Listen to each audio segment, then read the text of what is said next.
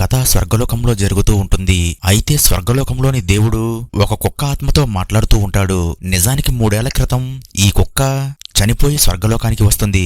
అయితే ఈ కుక్క స్వర్గలోకంలో మంచితనంగా నడుచుకుంటుందని దేవుడు ఈమెపై కరుణ చూపించి నిన్ను 3 రోజులు మనిషిగా మార్చి భూలోకానికి పంపుతాను. నువ్వు ఆ 3 రోజులు నీ ఓనర్తో మనిషి రూపంలో ఉండవచ్చు. అయితే నీకు 3 రూల్స్ ఉన్నాయి. వాటిని పాటిస్తేనే నువ్వు 3 రోజులు అక్కడ ఉండగలవు. లేదంటే ఒకవేళ రూల్స్ పాటించకపోతే అప్పటికప్పుడే నువ్వు చనిపోతావని చెప్తాడు. అలాగే నీ మొదటి రూల్, నువ్వు నీ ఓనర్ అయిన ఫంగ్లీ అనే అమ్మాయితో ప్రేమలో పడకూడదు. అలాగే రెండవ రూల్ ఏంటంటే నువ్వు కుక్క అన్న విషయాన్ని భూలోకంలో ఎవరికీ చెప్పకూడదు. ఇక చివరిగా 3వ రూల్, అది నువ్వు భూలోకంలోకి వెళ్ళాక నేనే వచ్చి చెప్తానని చెప్తాడు. అలాగే ఈ కుక్కను స్వర్గలోకంలో నుంచి ఒక్కసారిగా భూలోకంలోకి తోసేస్తాడు. దీంతో ఈ కుక్క ఆకాశంలో నుంచి భూమిపైకి పడుతూ ఉంటుంది. అయితే ఈ కుక్క ఓనర్ అయిన ఫంగ్లీ అనే ఈ అమ్మాయి భూలోకంలో ఒక విచిత్రమైన జాబ్ చేస్తూ ఉంటుంది. అదేంటంటే ఈమె తప్పిపోయిన పెట్స్ ని పట్టుకుని తిరిగి వాటి యజమానికి అప్పచెప్తుంది. అందుకుగాను ఈమె ఆ పెట్స్ యజమాని దగ్గర డబ్బులు తీసుకుంటూ ఉంటుంది. అందుకని ఈ అమ్మాయి తన పనిలో భాగంగా తప్పిపోయిన పిల్లిని పట్టుకోవడానికి ఒక ప్రదేశానికి వచ్చి వెతుకుతూ ఉంటుంది. సరిగ్గా అదే సమయంలో ఆకాశంలో నుంచి పడుతున్న కుక్క ఒక కుర్రాడిలా మారి నేరుగా ఈ అమ్మాయి మీద పడతాడు. అలాగే ఇతడు చూసుకోకుండా ఈమెకు ఒక్కసారిగా ముద్దు పెట్టేస్తాడు. అప్పుడు ఈ అమ్మాయి ఇతని ఒక్కసారిగా పక్కకు తోసేసి, ఎవడ్రా నువ్వు డైరెక్ట్ గా వచ్చి నా మీద పడ్డావు, అంతేకాకుండా నాకే ముద్దు పెడతావా అంటూ సీరియస్ అవుతుంది. అయితే ఫోన్లో ఉన్న యజమాని పిల్లిని వెతకమని పంపితే నన్నే తిడుతున్నావా అంటూ ఈ అమ్మాయి మీద సీరియస్ అవుతాడు. కానీ ఈ అమ్మాయి ఫోన్ తీసుకుని, అబ్బే నేను మీతో మాట్లాడట్లేదు, ఇక్కడ ఎవడో నన్ను డిస్టర్బ్ చేశాడని అంటుంది. అదే సమయంలో వీళ్లకి పక్కనే ఉన్న బల్లపై ఆ అమ్మాయి వెతుకుతున్న పిల్లి కనపడుతుంది.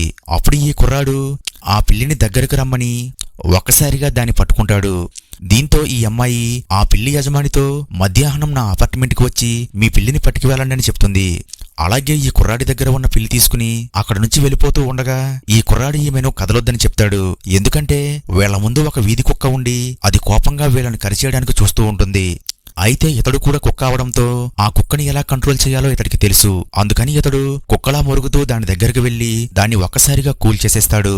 అయితే అంత కోపంగా ఉన్న కుక్క సైలెంట్ అవడాన్ని చూసి ఇతడు జంతువులతో మాట్లాడేవాడిలా ఉన్నాడని వెంటనే అతడిని పిలిచి, హాయ్, నా పేరు ఫంగ్లీ, నేను పెట్స్ కంపెనీలో పనిచేస్తున్నాను. అంటే ఏవైనా పెట్స్ తప్పిపోతే వాటిని ఇలా వెతికి తీసుకువచ్చి యజమానికి అప్పచెప్పడమే నా పని అని చెప్తుంది. అలాగే నీ టాలెంట్ చూస్తుంటే నువ్వు మాకు పనికొస్తావని అనిపిస్తుంది, నువ్వు కూడా మా కంపెనీలో చేరతావా అని అడుగుతుంది. అయితే ఇతడికి తప్పిపోయిన వాటిని కనిపెట్టడమేంటని ఆలోచిస్తూ ఉంటాడు. ఆ తరువాత ఈ అమ్మాయి సరేగాని నీ పేరేంటో చెప్పని అంటుంది. ఇంతలో ఇతడు దేవుడు చెప్పిన మాటలు గుర్తు చేసుకుంటాడు. ఎందుకంటే ఇతడు కుక్క అన్న విషయాన్ని ఎవరితోనైనా చెప్తే ఇతడు మరుక్షణమే బూడిదలా మారిపోతాడు. అయితే ఇతడు ఏమీ మాట్లాడట్లేదని ఈ అమ్మాయి మాత్రం నువ్వేమైనా దొంగవా అని అంటుంది. అప్పుడు ఈ కుర్రాడు అదేమీ లేదు, నా పేరు జానీ అని చెప్తాడు. అప్పుడు ఈమె ఇదేంటి కుక్క పేరులా ఉంది, ఓహో నీ పేరు కింగ్ జానీయా అని అంటుంది. అప్పుడు ఇతడు అవునవును జానీ కాదు, నా పేరు కింగ్ జానీ అంటూ కవర్ చేస్తాడు. కానీ ఇతడు జాబులో చేరాలంటే నాకు ఇల్లు కూడా లేదు, అందుకని మీరే నన్ను మీ ఇంట్లో ఉంచుకోండి అని అడుగుతాడు.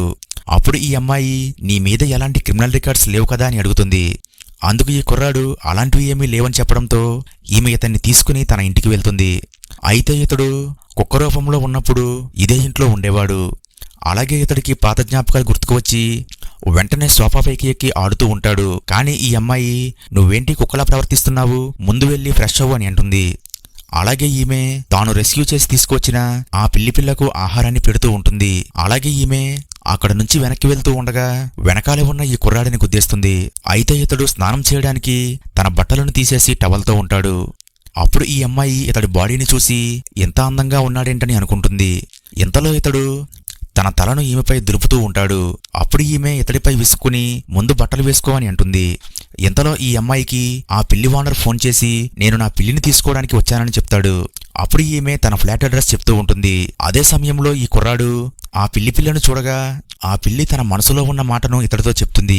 అదేంటంటే నా ఓనర్ చాలా క్రూరుడు, వాళ్ళ కుటుంబమంతా నన్ను రోజంతా హింసిస్తూ ఉంటారు, అందుకే నేను వాళ్ళ దగ్గర నుంచి పారిపోయానని చెప్తుంది. అలాగే వాళ్ళ దగ్గరకు నన్ను పంపవద్దని ఈ కుర్రాడిని బ్రతిమలాడుతుంది. దీంతో ఈ కుర్రాడు మనం పిల్లిని ఇవ్వవద్దని అంటాడు. కానీ ఈ అమ్మాయి మాత్రం ఏంటి డ్రామాలు ఆడుతున్నావా, ఓనర్ వచ్చేశాడు, ఈ పిల్లిని ఇవ్వకపోతే మనకు డబ్బు రాదని చెప్తుంది. ఇంతలో పిల్లి ఓనర్ వచ్చి డోర్ కొడుతూ ఉంటాడు. అప్పుడు ఈమె డోర్ తీయడానికి వెళ్ళగా ఆ పిల్లి ఓనర్ నా పిల్లి ఎక్కడ ఉందని అడుగుతాడు. అప్పుడు ఈమె ఆ కుర్రాడిని పిలుస్తూ లోపలికి వచ్చేసరికి ఆ పిల్లి ఒక అమ్మాయిలా మారిపోయి ఉంటుంది.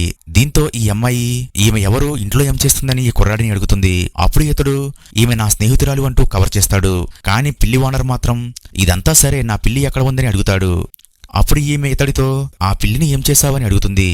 కానీ ఈ కుర్రాడు ఇప్పుడే ఆ పిల్లి కిటికీలో నుంచి దూకి పారిపోయిందని చెప్తాడు. ఇది వినగానే పిల్లి ఓనర్కి కోపం వచ్చి, పిల్లిని పట్టుకోమని డబ్బులు ఇస్తే నాతో గేమ్స్ ఆడుతున్నారా, నీ ఎంత చూస్తానని బెదిరిస్తాడు. కానీ ఈ అమ్మాయి మీరేమీ కంగారు పడకండి, నేను వెంటనే మీ పిల్లిని పట్టుకుంటానని ఇతడికి హామీ ఇస్తుంది. కానీ ఇతడు మాత్రం నా డబ్బు దబ్బింది కాక పని చేయకుండా నా పిల్లిని వదిలిపెట్టేస్తావా అంటూ ఈ అమ్మాయిని కొట్టడానికి వస్తాడు. అప్పుడు ఈ కుర్రాడు ఆ ఓనర్ చేతిని పట్టుకుని ఈమెనే కొడతావా అంటూ అతడిని ఒక్కసారిగా కొరికేస్తాడు.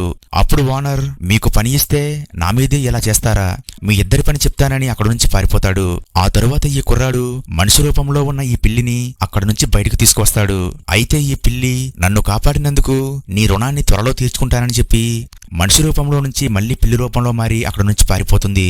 ఇంతలో అక్కడికి స్వర్గలోకంలోని దేవుడు వచ్చి, నీకు ఎంత ధైర్యం ఉంటే జంతువుల నుండి మనుషుల్లా మారే మంత్రాన్ని ఆ పిల్లికి చెప్తావు, నువ్వు ఇలానే ప్రవర్తిస్తే నిన్ను వెంటనే మళ్లీ స్వర్గానికి తీసుకువెళ్ళిపోతానని చెప్తాడు. కానీ ఈ కుర్రాడు మాత్రం నాకు 2 రూల్సే చెప్పారు, నేను కుక్క అని ఎవరికీ చెప్పకూడదన్నారు, అలాగే నా ఓనర్తో ప్రేమలో పడకూడదన్నారు, అంతేకాని మనిషిలా మారే మంత్రాన్ని చెప్పకూడదని మీరు నాతో చెప్పలేదు కదా అని అంటాడు. అప్పుడు దేవుడు, సరే ఈ మాట మర్చిపోయాను, నీ 3వ రూల్ ఏంటంటే నువ్వు జంతువులను మనుషుల్లా మార్చడానికి ఉపయోగించే మంత్రాన్ని వేరే ఎవరితో చెప్పకూడదు. ఒకవేళ నువ్వు ఈ రూల్ దాటి ఎవరికైనా చెప్తే అప్పటికప్పుడే నువ్వు చనిపోయి బూడిదలా మారిపోతావని అంటాడు. అలాగే నువ్వు చేసిన ఈ మిస్టేక్ వల్ల నువ్వు భూమి మీద ఉండే సమయాన్ని తగ్గిస్తున్నానని, మరో 1 రోజు మాత్రమే నువ్వు భూమి మీద ఉంటావని చెప్తాడు. ఆ తరువాత ఈ అమ్మాయి తన మేనేజర్కి ఫోన్ చేసి అతడు కావాలనే మా మీద గొడవ పెట్టుకున్నాడని, నేను మళ్లీ ఉద్యోగంలోకి వస్తానని అడుగుతుంది. కానీ మేనేజర్ మాత్రం కస్టమర్లను కొట్టడానికి మీకెంత ధైర్యం, ఇంకెప్పుడు నాకు ఫోన్ చేయకు, నీ ఉద్యోగం ఊడిపోయింది అంటూ వెంటనే ఫోన్ కట్ చేసేస్తాడు. అదే సమయంలో ఈ కుర్రాడు మెల్లగా ఈమె పక్కలోకి వచ్చి తన బెడ్ మీద పడుకుంటాడు. ఇంతలో ఈమె వెనక్కి తిరిగి తన బెడ్ పై ఉన్న ఈ కుర్రాడిని చూసి షాక్ అయిపోతుంది. అలాగే నువ్వు నా ఉద్యోగం ఊడగొట్టింది కాక డైరెక్ట్ గా వచ్చి నా బెడ్ మీదే పడుకుంటావా, నీకెంత ధైర్యం, ముందు ఎక్కడ నుంచి పో అంటూ ఇతడిపై సీరియస్ అవుతుంది. ఇంతలో ఈ అమ్మాయికి స్నేహితుల నుంచి ఫోన్ వస్తుంది. అలాగే ఫోన్లో ఉన్న స్నేహితురాలు, రేపు మన స్కూల్ ఫ్రెండ్స్ అందరూ రీయూనియన్ పార్టీ పెట్టుకుంటున్నాము, నువ్వు తప్పకుండా రావాలని అడుగుతారు. కానీ ఈ అమ్మాయి మాత్రం నేను చాలా బిజీగా ఉన్నాను, ఇప్పుడు రావడం కుదరదని చెప్తుంది. అయితే స్నేహితురాలు మాత్రం వెటకారంగా, నీకేమి పని ఉంది, ఎలాగో నీకు బ్రేకప్ అయింది కదా, ఇంట్లో ఒంటరిగా కూర్చుని ఏడుస్తున్నావా అంటూ వెటకారంగా మాట్లాడుతుంది. అప్పుడు ఈ అమ్మాయి ఎదురుగా ఉన్న ఈ కుర్రాడిని చూసి ఒక ఆలోచన వస్తుంది. అలాగే తన స్నేహితురాలితో అడ్రస్ పెట్టు, రేపు నేను ఖచ్చితంగా వస్తానని అంటుంది. అలాగే ఈ కుర్రాడితో, నువ్వు నా ఉద్యోగం పోగొట్టావు కాబట్టి నేను చెప్పినట్లే వినాలి, రేపు నువ్వు నాతో పాటు పార్టీకి రావాలని మరుసటి రోజు ఈ కుర్రాడిని రెడీ చేసి వీళ్ళిద్దరూ కలిసి స్కూల్ రీయూనియన్ పార్టీకి వెళ్తారు.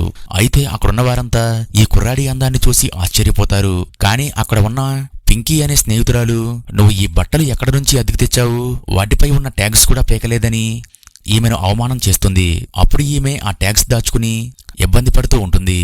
అయినా ఇన్ని రోజులు పార్టీకి ఎందుకు రావట్లేదని ఈమెను అడిగేసరికి ఈ అమ్మాయి మాత్రం నేను నా ఉద్యోగంలో బిజీగా ఉంటున్నానని అంటుంది. అప్పుడు పక్కనే ఉన్న మరొక వ్యక్తి, బిజీ అంటే ఏమిటి, వీధుల్లో తప్పిపోయిన కుక్కలు పిల్లులు పట్టుకోవడమేనా, అది ఒక ఉద్యోగమేనా అంటూ ఈమెపై వెటకారంగా మాట్లాడతారు. అదే సమయంలో పింకీకి ఫోన్ వస్తుంది. దీంతో ఆమె మాట్లాడుకుంటూ వెళ్ళిపోతుంది. అయితే ఆ ఫోన్లో మాట్లాడే మాటలు ఈ కుర్రాడికి వినిపిస్తూ ఉంటాయి. అదేంటంటే ఆ అమ్మాయి భర్త ఏదో కంపెనీలో పెట్టుబడి పెట్టి ఆ డబ్బంతా కోల్పోయాడు. అదే సమయంలో ఈ అమ్మాయి ఎక్స్ బాయ్ ఫ్రెండ్ అక్కడికి వస్తాడు. అలాగే అతడితో పాటు అతడి కొత్త లవర్ కూడా ఉంటుంది. అప్పుడు ఎక్స్ బాయ్ ఫ్రెండ్, మీరు వీధుల్లో తిరిగి కుక్కలు పిల్లలు పట్టుకునే బదులు నా దగ్గరికి రండి, మీకు ఏదైనా పని ఇస్తానని వీళ్ళని అవమానిస్తాడు. ఇంతలో ఈ కుర్రాడు ఆ ఎక్స్ బాయ్ ఫ్రెండ్ బట్టలను వాసన చూసి, అలాగే పక్కన ఉన్న అతడి భార్య బట్టలు కూడా వాసన చూస్తాడు.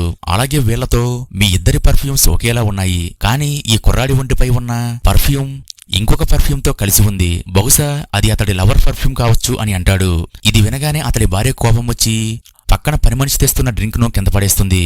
అయితే ఈమెకు ఆ పని మనిషి దగ్గర వచ్చే పర్ఫ్యూమ్ తన భర్త దగ్గర వచ్చే పర్ఫ్యూమ్ ఒకేలా వాసన వస్తూ ఉంటుంది.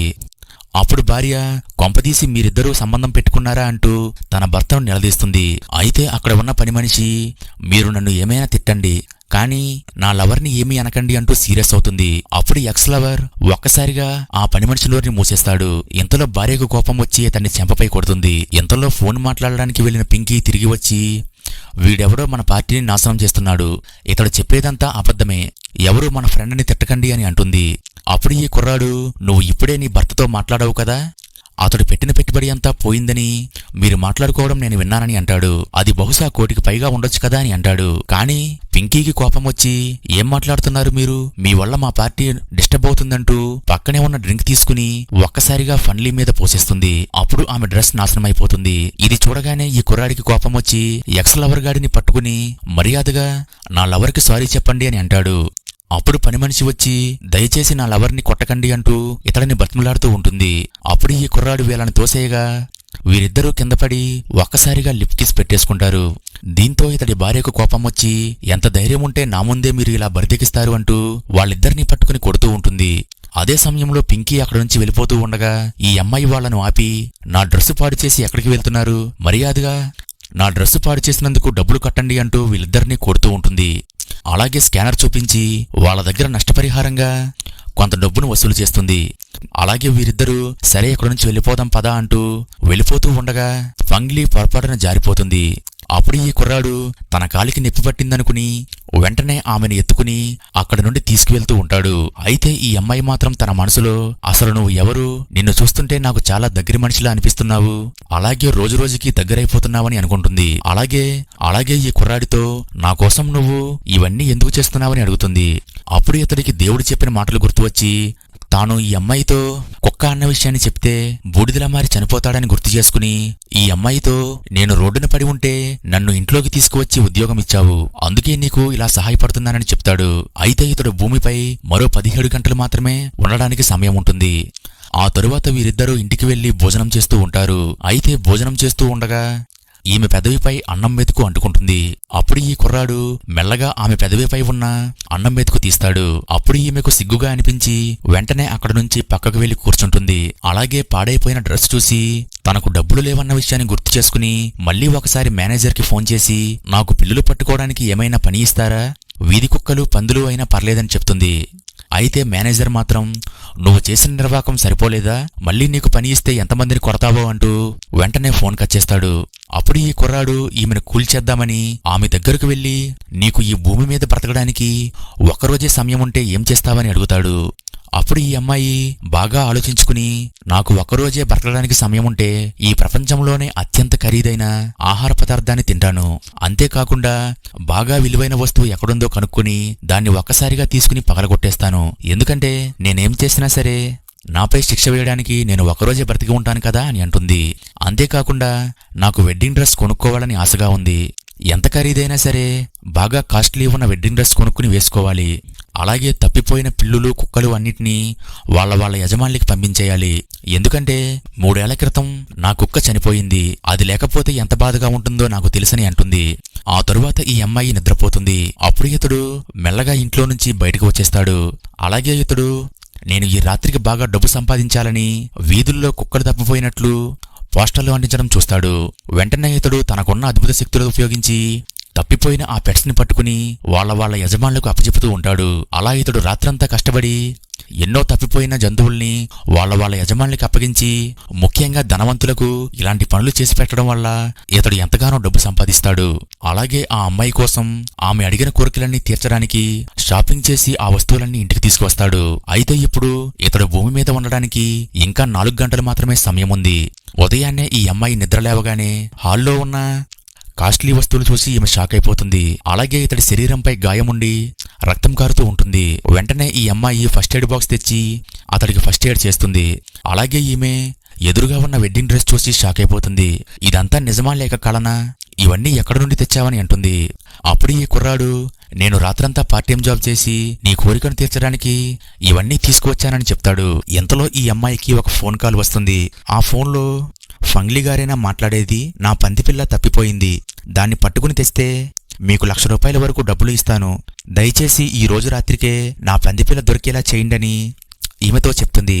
ఇది వినగానే ఈ అమ్మాయి ఈ కుర్రాడిని తీసుకుని ఆ పందిపిల్లని వెతకడానికి బజార్లోకి వెళ్తుంది.